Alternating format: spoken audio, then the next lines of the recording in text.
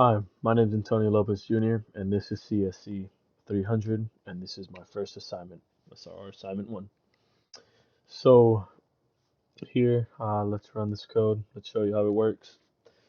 Let's go with the first one. Right triangle, choose a max height of 10. If we were to go outside of this range, invalid number must be between 1 and 10. Here we go. Go 8. Use a right triangle with a height of 8. And we have to rerun it in order to do a different pattern.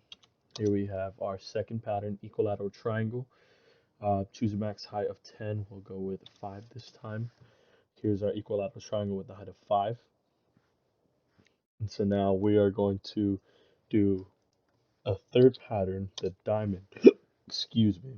And for this one, we have to choose an odd number and with a max height of 10. And if we were to choose, let's say 8, but it's an even number, so it says invalid odd number.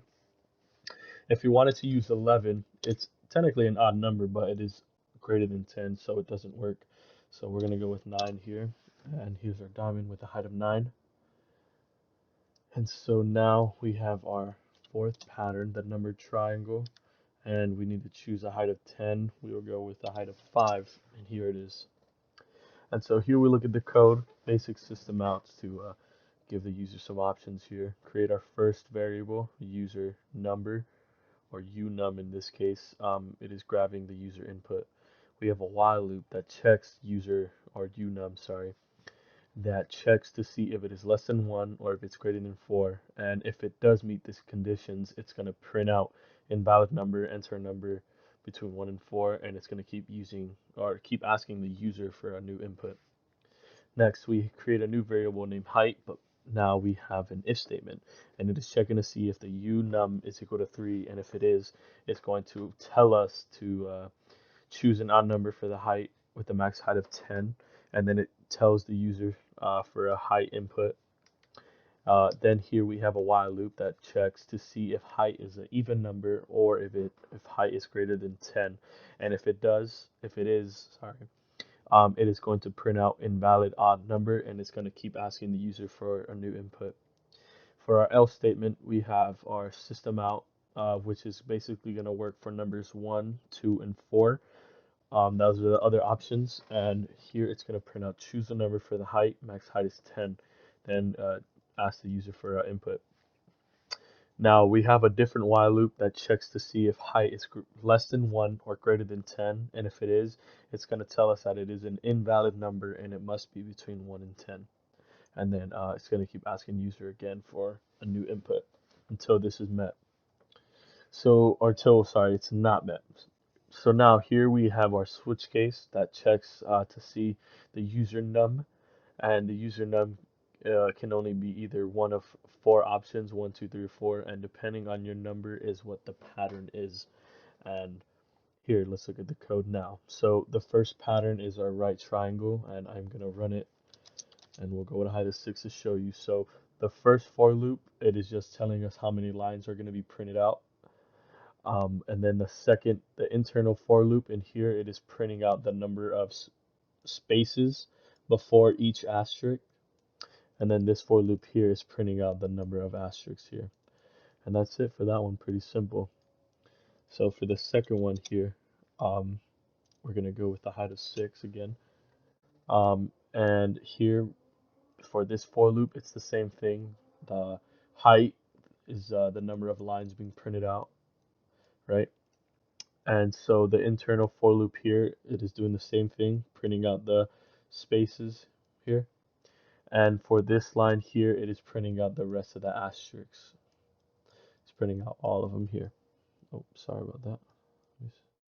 Okay, and so that's that one. And on to number 3, the diamond. And as we know, it is an odd number. So here we put a 9 in there. And so for the diamond, the first, so think of the diamond as being created by 3 different for loops. The first for loop creates this first top equilateral. The second for loop creates this straight line. And then the third for loop creates an upside down equilateral.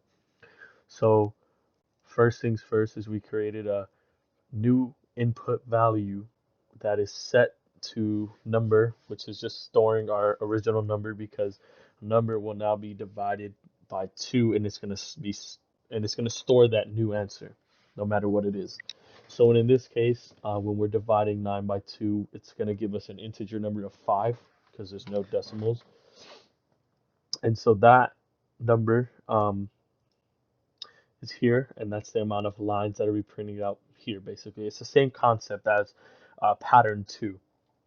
And so here we have our second for loop, which is printing out the amount of lines. And since going going from left to right is the same distance as the height, it is 9 going this way in this case.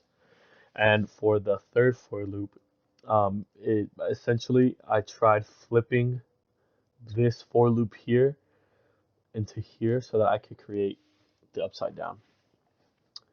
So number 3 is now done, and onto the last one, 4, which is the number triangle, and we are going to go with a height of 5. And so here, so this triangle is created using 3 for loops again, and basically the first for loop creates this vertical line, which is 1, 2, 4, 8, and 16. The second for loop creates this right triangle here, and then the last for loop creates this triangle here. So here we go. Um, int double num is just a new variable that is storing the number number times 2. And for a for loop here, um, we are starting with I is equal to 1. I has to be less than 2 to the power of number minus 1, which in this case 5. It would be it's a 5 minus 1, which is 4. So then 2 to the 4 is 16 here. So then it's going to be printing out these numbers here until it stops at 16. So now that's that. Then we have our next for loop, which prints out all of the spaces prior, so giving us that triangle shape. And then we create a int k. And we create it outside of the for loop because here for our third for loop, we need that as our starting value so that we can print right side. And so here we go. So in k, and then k has to be less than I, and then k is also being squared. So it's basically printing out going this way. And so our next system out is our basic. This one is actually printing out the vertical lines. And then this for loop here is printing out the rest now. And yeah, that's it. That's the code. Pretty simple, but thank you for listening.